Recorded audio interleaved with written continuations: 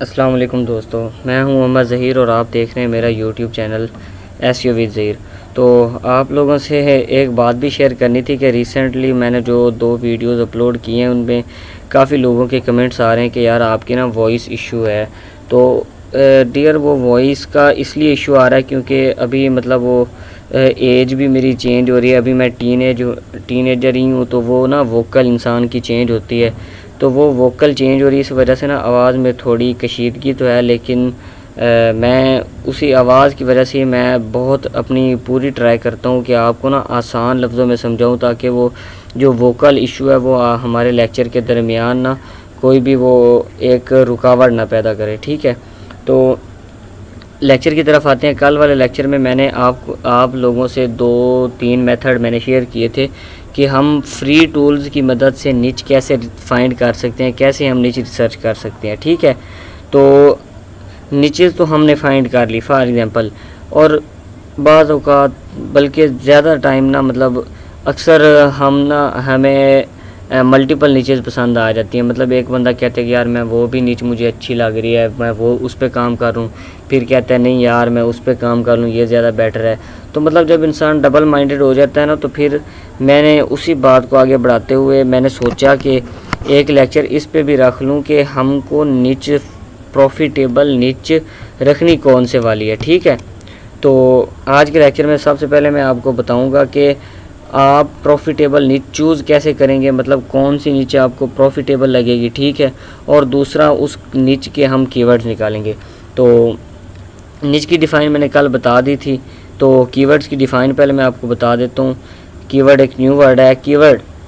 Keyword मतलब किसी भी निच को डिफ़ाइन करने के लिए, उसको बयां करने के लिए जितने भी सब टॉपिक्स हम बनाते हैं वो हमारे कीवर्ड्स होते हैं। किसी भी निच को या किसी भी एक बड़े टॉपिक को डिस्क्राइब करने के लिए जो हम छोटे छोटे उसकी हेडिंग्स के लिए या छोटे सब टॉपिक्स या सब टाइटल के लिए यूज़ करते हैं, वो हमारे कीवर्ड होते हैं। फॉर एग्ज़ाम्पल मैं कहता हूँ कि जी मैंने अपना एक ऐसे लिखा माई सेल्फ पे, अपने आप पे माई सेल्फ, तो माई सेल्फ क्या हुआ, मेरी निच होगी। और उसमें जो मैंने मुख्तलिफ सब हेडिंग्स दी, मतलब इंट्रोडक्शन, उसके बाद एजुकेशन, फिर एड्रेस, देन उसके बाद प्रैक्टिकल लाइफ, ये जो मैंने 2-3 चीज़ें मैंने 2-3 सब हेडिंग्स यूज़ की हैं अपनी सेल्फ़ को बयान करने के लिए, ये हमारे क्या हुए, कीवर्ड्स। इसी तरह अगर एसईओ में हम बात करें तो मैंने जैसे बताया कि वेब एक मैक्रो निच है, उसमें आप हर किस्म के वेब्स के बारे में बात करते हैं। तो इस तरह वेब के रिलेटेड कीवर्ड्स भी काफ़ी होंगे, इनफाइनाइट कीवर्ड होंगे। जैसे व्हाट इज़ वेब वन, यानी कि वेब होता क्या है, उसे हम यूज़ कैसे करते हैं, उसे रीफ़िल कैसे करते हैं, अगर उसमें कोई इशू आ जाए तो वो हम कैसे सॉल्व करते हैं, दैट्स इट। ठीक है, तो ये इसके कीवर्ड्स हो गए। अब हम आज के लेक्चर की तरफ बढ़ते हैं जी, कि हम कोई भी निच चूज़ कैसे करते हैं। फॉर एग्ज़ाम्पल मैंने जी एक निच यहाँ पे पुट कर दिया आप लोगों के सामने, जॉब पे। आप ये काम किसी भी पेड टूल से कर सकते हैं। आप मोज यूज़ कर लें, आप एचरेफ यूज़ कर लें, आप कीवर्ड एवरीवेयर कर लें। ठीक है, लेकिन मैं सैमरिश ज़्यादा प्रेफर करता हूँ क्योंकि इसमें फ़ीचर्स भी काफ़ी हैं। हाँ, ये अलग बात है कि सैमरिश थोड़ा दूसरों से महंगा है, तो इसलिए मैं सैमरिश ही यूज़ करता हूँ। और अगर किसी को चाहिए भी हो तो इंशाल्लाह वो कमेंट में कर दें या मुझे डायरेक्टली कांटेक्ट कर लें, इंशाल्लाह मैं प्रोवाइड कर दूंगा आप लोगों को फ्री में। तो मैंने एक निच जी, मैं कहता हूँ कि जी मेरा ना इंटरेस्ट है जॉब्स के बारे में, तो मैं ना जॉब पे एक ना साइट स्टार्ट कर देता हूँ। मैंने यहाँ पे कीवर्ड ओवरव्यू में आके जॉब लिखा और इसे सर्च कर दिया, सिंपल। अब ये इसे सर्च कर रहा है। सर्च करने के बाद लो जी, इसने मुझे कुछ मालूमातें दी, मतलब कुछ इसने मुझे इन्फॉर्मेशन दे दी है। ये मैंने यूनाइटेड स्टेट क्यों आ रहा है, क्योंकि मैंने अपना टारगेटेड कंट्री यूनाइटेड स्टेट रखा है। टारगेटेड कंट्री क्या होता है और ये कौन से वाला रखना चाहिए। सबसे पहले तो टारगेटेड कंट्री वो होता है कि मतलब आप किस मुल्क की या किस कंट्री की आप ऑडियंस को टारगेट कर रहे हैं, या किस मुल्क में आप अपनी साइट चलाना चाहते हैं, अपनी साइट रैंक करवाना चाहते हैं, वो आपका टारगेटेड कंट्री होता है।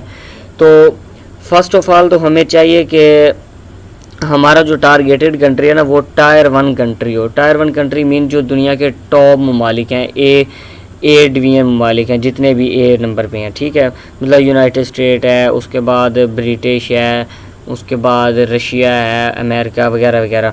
मतलब इनका वजह यह है कि क्योंकि इनकी करेंसी थोड़ी बड़ी होती है, इसलिए हमें आउटपुट भी अच्छी मिलती है। और दूसरी बात, अगर यही मैं आपको एक बात बता दूं, ये हमारा वो इसका सर्च वॉल्यूम बता रहा है सैमरिश 135 के, यानी कि एक मंथ में यूनाइटेड स्टेट में जॉब के रिलेटेड 135,000 यानी 1,35,000 लोग एक मंथ में जॉब के बारे में सर्च करते हैं यूनाइटेड स्टेट में, ठीक है। और इसका अगर हम देख लें वॉल्यूम अदर कंट्रीज़ में, तो इंडिया में इसका सबसे ज़्यादा वॉल्यूम है, ठीक है। इंडिया में एक मंथ में ना तकरीबन 3,68,368 के पीपल्स जॉब के बारे में सर्च करते हैं। तो अब यहाँ पर बंदा डबल माइंडेड हो जाता है कि मैं टायर 1 कंट्री को टारगेट करूँ या फिर जिसमें इसका सर्च वॉल्यूम ज़्यादा है मैं उसे कर लूँ। तो इसमें सिंपल सी बात यह है कि अगर आप टायर 1 कंट्री को सिलेक्ट करते हैं तो वो उससे आउटपुट तो आपको मिलेगी, लेकिन वो आउटपुट मिलेगी कैसे, वो कम मिलेगी, क्योंकि इसमें लोग सर्च ही बहुत कम कर रहे हैं। अगर हम यहाँ पर अपना टारगेटेड कंट्री इंडिया रख लेते हैं, इसकी करेंसी चाहे कम है, करेंसी इसकी चाहे कम है, लेकिन इसमें लोग सर्च तो ज़्यादा कर रहे हैं, आपकी साइट पे ट्रैफिक तो ज़्यादा आ रही है। मतलब आपकी जो वर्थ होगी, जो आपकी आउटपुट होगी, उसमें कमी नहीं होगी, ठीक है। दूसरी बात आप देख सकते हैं कि जी इसकी केडी यानी कीवर्ड डिफ़िकल्टी क्या है, कि इस कीवर्ड को रैंक करवाना कितना मुश्किल है, ये आप देख सकते हैं, ठीक है।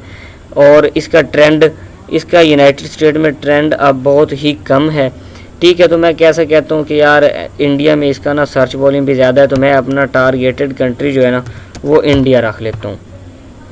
यहाँ से मैंने इंडिया सेलेक्ट कर लिया। अब ये अगेन उसने रिफ़्रेश खुद को किया और उसने ये बता दिया हमें कि 368 जो है इसका सर्च वॉल्यूम, और इंडिया में इसका ट्रेंड भी बहुत ज़्यादा है। ये देखें आप, ट्रेंडिंग पे है। ये CPC, सॉरी मैंने आपको पहले बताया नहीं CPC क्या होती है। एक चीज़ होती है CPC और एक एडिशनल चीज़ है PPC। CPC stand for cost per click and PPC stand for पे पर क्लिक।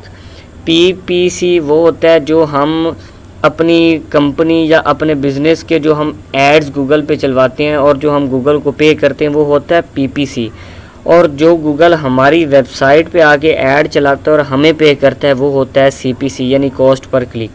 ये इसकी CPC इंडिया में $0.07 है। मतलब अगर आपके जिस आर्टिकल पे ऐड चला हो उस पर 1 क्लिक मिलता है तो आपको 1 क्लिक के बदले में $0.07 आपको देगा गूगल, ठीक है। ये तो थी चंद चीज़ें जो हम देखते हैं कि जी इसका ना हम निच कैसे करते हैं, मतलब चूज़ कैसे करते हैं या कौन सी वाली हमें निच सेलेक्ट करनी चाहिए। अब इस निच के मज़ीद कीवर्ड्स कैसे निकालने हैं, हम इसे नीचे स्क्रॉल करेंगे तो सैमरिश के पास इसके 3.4 मिलियन इस वक्त कीवर्ड्स पड़े। तो हम व्यू ऑल कीवर्ड करेंगे। ये क्वेश्चन बेस्ड कीवर्ड हैं और ये जनरल कीवर्ड हैं, मतलब ऑल भी। हम व्यू ऑल कर लेते हैं। अब ये सारे कीवर्ड ओपन करेगा। मैं आपको अगेन 1 बाय 1 इसमें तमाम चीज़ें बता देता हूँ। सबसे पहले जिसमें एक लफ्ज़ आ रहा है वॉल्यूम, सर्च वॉल्यूम मैंने आपको पहले बता दिया है कि एक मंथ में कितने लोग इसे सर्च कर रहे हैं। केडी यानी इसकी कीवर्ड डिफ़िकल्टी क्या है, यानी कि इस कीवर्ड को रैंक करना कितना मुश्किल है या कितना आसान है।